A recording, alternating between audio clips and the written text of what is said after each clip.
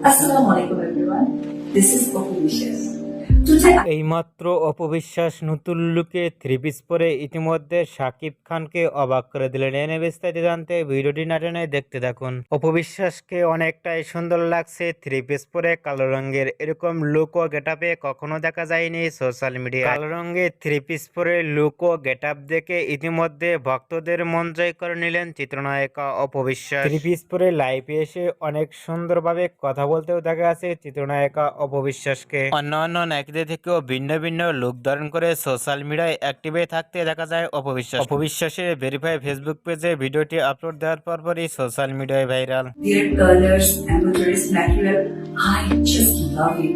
অপবিশ্বাসের নতুন লুকে দেখে আপনাদের কি মতামত নিচে কমেন্ট বক্সে জানিয়ে দিন। নিত্য নতুন ভিডিও পেতে চ্যানেলটি সাবস্ক্রাইব করে পাশে থাকা আইকনটি বাজিয়ে দিন। পুরো ভিডিওটি উপভোগ করার জন্য অসংখ্য ধন্যবাদ।